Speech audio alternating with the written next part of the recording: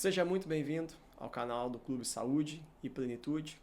Nós falamos no nosso primeiro vídeo sobre a visão de saúde que congrega os pilares da alimentação, do sono, da atividade física e esses três pilares sobre o alicerce da espiritualidade, que compreende, em última análise, a verdade. E a partir de agora nós vamos começar a falar dos pilares em si para trazer mais informações sobre como podemos nos comportar diante desses pilares para ter uma vida plena. Então, começa aí a nos seguir, encaminha esse vídeo para quem precisa saber disso e vamos lá ao que interessa. O nosso tema de hoje é alimentação, que eu vejo como o principal problema dos nossos tempos. Nós estamos literalmente morrendo pela boca. A alimentação está por trás de quase todas as doenças que mais matam atualmente. Vamos pegar no primeiro grupo de doenças que mais matam, as doenças cardiovasculares. Então, infarto, AVC, doenças renais relacionadas à parte de circulação e pressão alta. O que tem por trás, né, dessas condições? Geralmente nós vamos olhar mais a fundo e ver pacientes que têm sobrepeso, obesidade, sedentarismo, elevados níveis de colesterol associados a outros fatores de risco que aumentam a chance de ter esses problemas cardiovasculares mais graves. E apesar de nós experimentarmos nessas últimas décadas um avanço tecnológico na sociedade impressionante, a gente não conseguiu mudar a realidade de que as doenças cardiovasculares são as que mais matam. Então, não é algo que tem se conseguido transformar, apesar de toda a tecnologia. Então, quando a gente olha mais profundamente, é interessante pensar o que não tem mudado, ou o que tem piorado nessas últimas décadas, que faz com que, apesar da nossa evolução tecnológica, com exames mais aprimorados, com mais estudos, apesar disso, nós continuamos tendo as doenças cardiovasculares como os principais, as que mais matam nesse mundo. E sem dúvida a alimentação está na base, e se a gente observar o nosso padrão alimentar nas últimas décadas, ele só piorou. Nós temos trocado cada vez mais, né, uma alimentação natural por uma alimentação processada. E eu me lembro que quando eu era criança, essa era a máxima, né, de que os bebês eles não precisavam ser amamentados, porque a fórmula industrializada, processada, vendida, né, nas farmácias, nos mercados, era mais completa. Então, o melhor para um bebê era que a mãe nem amamentasse e já começasse a dar fórmula desde que ele nascesse, né? Eu me lembro que essa era uma verdade incontestável naquela época e hoje, graças a Deus, já se sabe, né, que isso é um absurdo. Não tem nada melhor do que o leite materno para um bebê. Mas esse é um mero exemplo para que a gente comece a entender como muitas vezes alguns produtos alimentícios são vendidos como saudáveis, são vendidos como coisas boas e no fundo eles são um verdadeiro veneno. A gente está repleto de venenos, né, no nosso prato muitas vezes e muitos a gente nem conhece, a maioria deles a gente nem sabe o que tem dentro.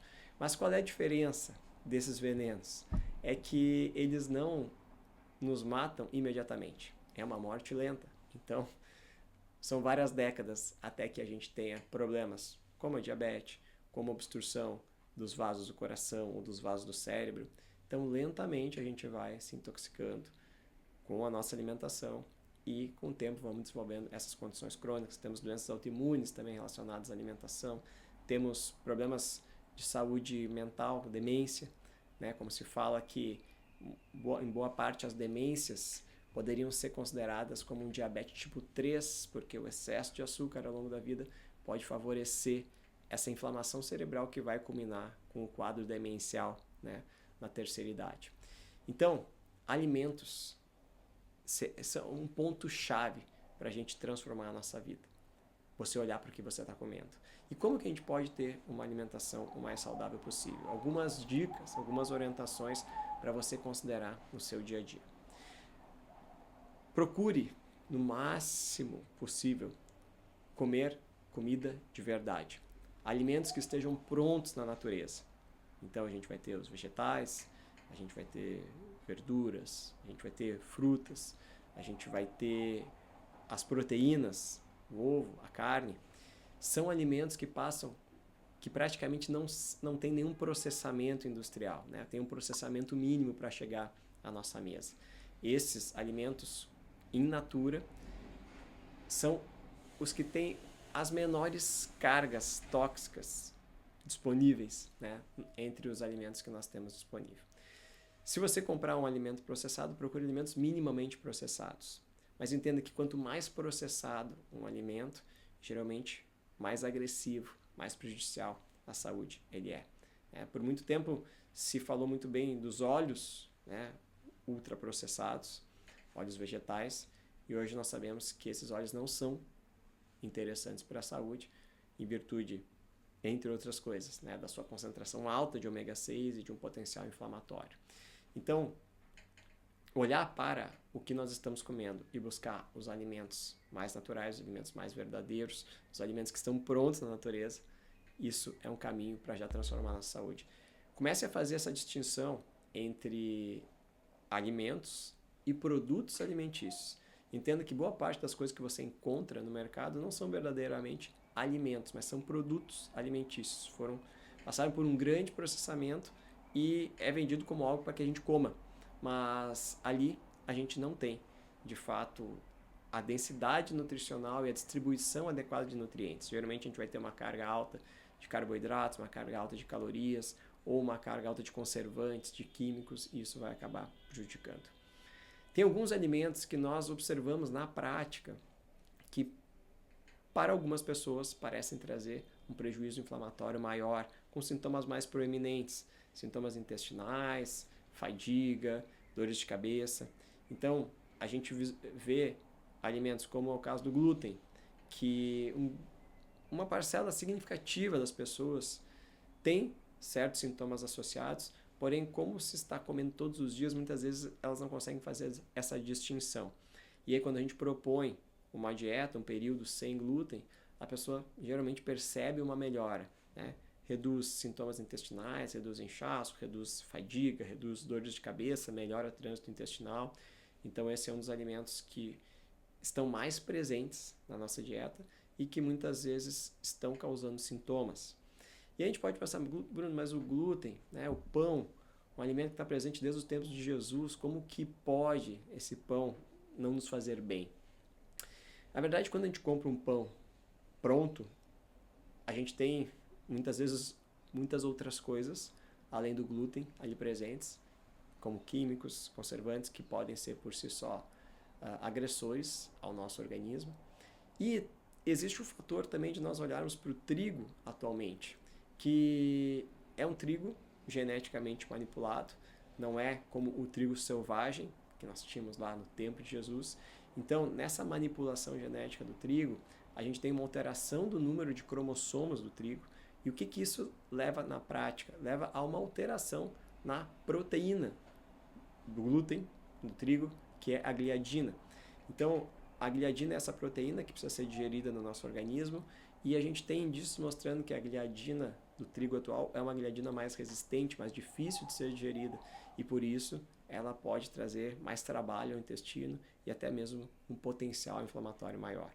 Sem falar também em agrotóxicos, a gente tem a questão do glifosato, que é amplamente usado na agricultura, e apesar de não ser absorvido no nosso corpo, ele exerce um papel sobre as bactérias, e a nossa microbiota é fundamental para a nossa saúde. Então, a gente pode ter uma interferência dos agrotóxicos sobre a nossa microbiota e isso contribuir para uma situação de saúde.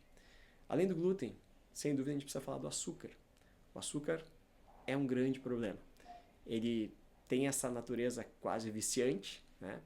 Que a gente tem todo um prazer envolvido no comer coisas doces, mas o açúcar ele é extremamente prejudicial, não só por doenças já bem estabelecidas como a obesidade, como diabetes, mas também porque ele favorece uma desbiose intestinal e a gente começa com esse círculo vicioso.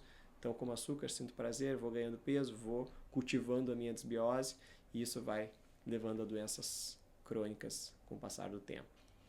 Um terceiro alimento que muitas vezes está envolvido em problemas de saúde geral são os lácteos e os derivados do leite.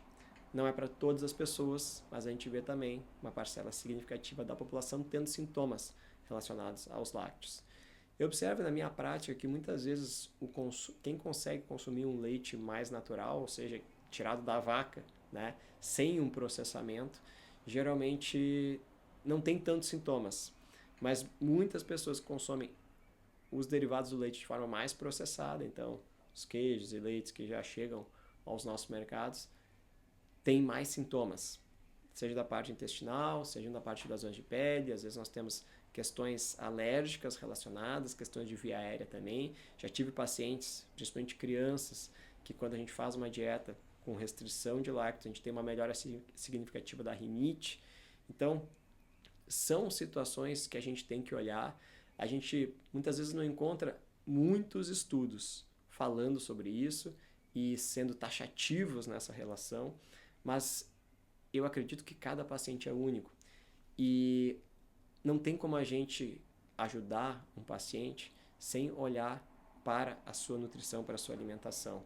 E aí, entendendo como ele come, criar estratégias para ajustar, para restringir alguns alimentos por um tempo, para ver a sua resposta. Se ele tem mais sintomas intestinais, pode ser por um caminho. Se ele tem mais sintomas respiratórios, pode ser por outro.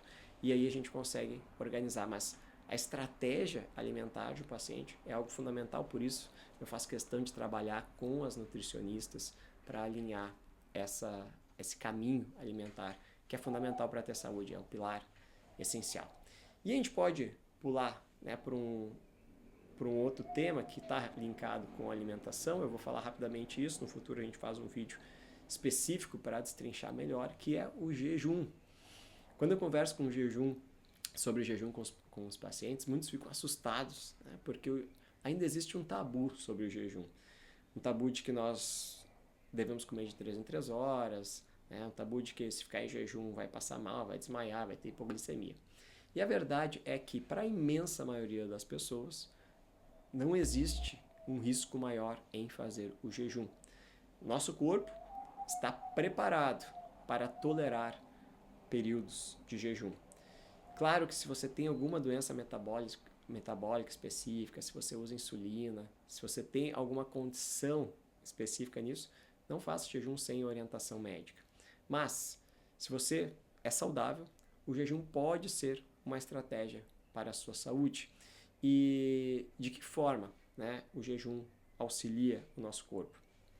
Quando nós paramos de ingerir alimento, a gente dá uma trégua para o nosso intestino, porque muitas vezes o nosso intestino está tentando cicatrizar, está tentando se regenerar, mas nós estamos comendo com tanta frequência e levando substâncias tóxicas ao nosso intestino com muita frequência, que ele está sempre debaixo do mau tempo, tendo que dar conta, tendo que cicatrizar, tendo que ativar o nosso sistema imune por causa do que a gente come. Então o período de jejum ele dá uma trégua, dá uma pausa para o intestino, permite que ele regenere e permite que o nosso sistema imune também dê uma descansada, dê uma relaxada. O jejum auxilia nisso. Além disso, o jejum vai estimular as nossas células a utilizar a gordura como fonte de energia. Nosso corpo e as nossas células geralmente estão muito habituadas a usar somente a glicose, que é o caminho mais rápido para a produção de energia. Quando nós diminuímos o aporte de carboidrato e de glicose no sangue, o caminho de energia celular vai direcionar o uso das gorduras. E as nossas células, elas são muito preparadas, elas estão prontas para utilizar a gordura. É a fonte de energia que mais gera energia, de fato, né? Redundante aqui, mas se a gente pega uma molécula de gordura, ela vai gerar muito mais ATP do que a molécula de glicose. Então, a estrutura de produção energética da célula, ela é preparada para a gordura. Por isso, não é um problema, né, para as pessoas se submeterem ao jejum e utilizarem a gordura como fonte de energia. Só que no começo, geralmente é difícil porque o nosso corpo está habituado à utilização da glicose. Quando a gente faz jejum, a gente melhora, então, essa utilização da gordura, a gente favorece que as nossas mitocôndrias, que são os motores celulares, funcionem com o uso da gordura como substrato, e muitas vezes a gente pode até fazer o que se chama biogênese mitocondrial, as células aumentam a quantidade de mitocôndrias. E a célula, que nós podemos fazer uma analogia, tinha lá um motor 1.0, passa a ter um motor 2.0 e a gente ganha energia. Então o jejum também serve para essa finalidade. Em resumo, alimentação, ponto-chave da sua vida. Procure na maior parte das suas refeições alimentos de verdade, minimamente processados, tá? Tente evitar ao máximo, né? A gente diz descascar mais e desembalar menos. Essa é uma orientação geral que nos ajuda muito na nossa rotina. E a prática do jejum pode ser exercitada, você pode começar com pequenos períodos, 6 horas, 8 horas, até estendendo para 12, 14, 16 horas. A gente vai ter estudos mostrando benefícios maior a partir de 16, 18 horas de jejum, mas pequenos intervalos de jejum, né, vão já começar a ajudar o seu corpo a preparar ele para períodos maiores.